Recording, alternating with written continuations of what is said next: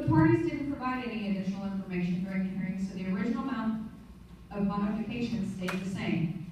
The hearing decision was sent out to the parties, including the child support specialist.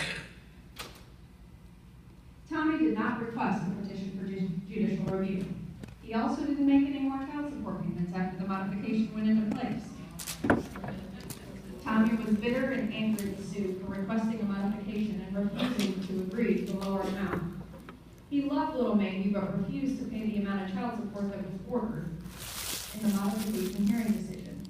It didn't cost that much to raise one child, did it? 3 months went by without any payment. Sue went back to the local Family Support Division Resource Center and applied for TANF benefits and Mo Health Management. Since her child support case was already open, a new case was not needed. The child support worker reviewed the case to decide if any actions were available. In the meantime, Tommy had renewed his driver's license in Kansas instead of Missouri. He still lived in Missouri, but also worked mostly in Kansas, not to mention the fact that he was self-employed. So a notice of intent to suspend his driver's license wouldn't work anymore. Tommy had no assets, he was still renting an apartment, and child support could find no source of income to issue a wage withholding, since Tommy was self-employed. The child support workers tried to contact Tommy to see if they could enter into a payment agreement. Now remember, earlier a notice of intent to suspend was issued, but now he didn't have a Missouri driver's license. So the worker felt her only option was a prosecuting attorney referral. When the child support worker sent the letter to inform Tommy that the next action would be a prosecuting attorney referral, the letter came back undeliverable. So at that point, Tommy went back into the automated locate system. Several months went by without a payment and without location. Then Sue contacted the customer service call center. A friend of hers had seen Tommy at a particular address in Kansas City several times. The address was added to Tommy, and an address information request from the postmaster was sent to the address to see if it could be verified. Location was required for the prosecuting attorney referral. By this time, 14 months had gone by without any payments for Tommy. He wasn't sending any money, and his visits with Maggie were few and far between. He felt guilty for not making payments, but Tommy figured if he couldn't pay the full amount, it wasn't worth making any payment at all. Since the worker was unable to contact Tommy by phone or get any response when she sent the letter, she requested the prosecuting attorney referral, and our prosecutor took over. When a referral is received by most prosecuting attorneys' offices, it goes to a staff person to review. I apologize, Melissa.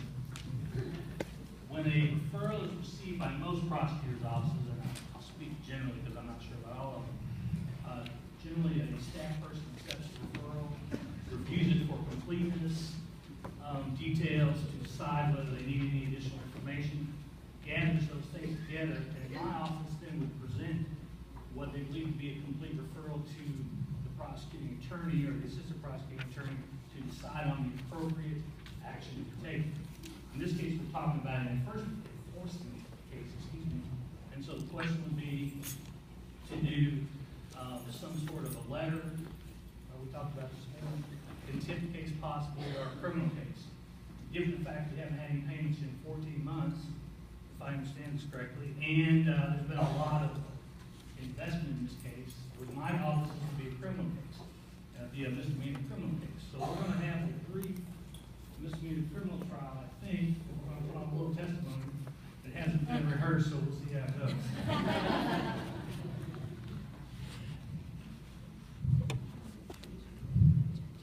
We're going to introduce Judge Shortridge first.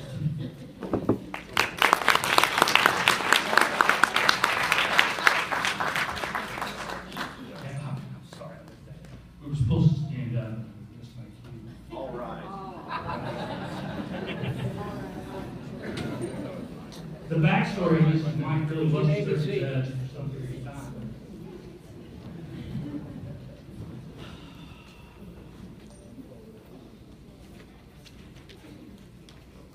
May it please the court? State will call Sue to testify, Your Honor. Objection.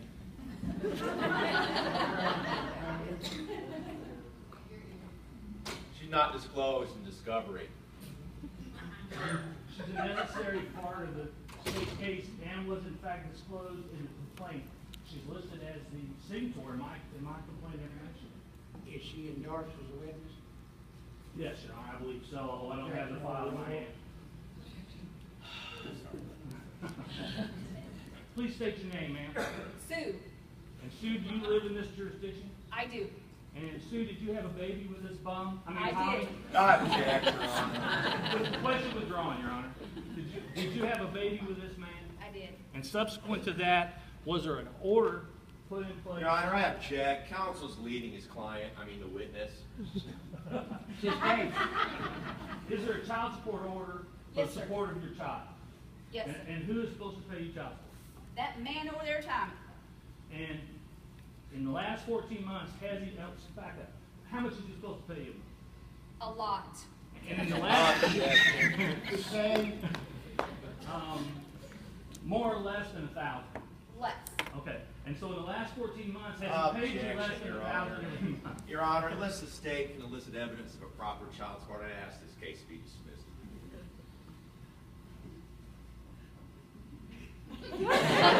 The event is going to be taken under advisement, subject to the instructions to do so. Thank you so much, Your Honor. Subsequent to the birth of the child, the state of Missouri had a hearing and child support was set for the support of the child. Is that correct? Yes. And that order was subsequently docketed in this circuit court of this jurisdiction. Is that correct? Objection. This witness doesn't know the meaning of docketed. The Honor asks you to take judicial notice of your own file. Permission to point near the witness. The court's going to take judicial notice, however you may vote out. Thank you, Your Honor.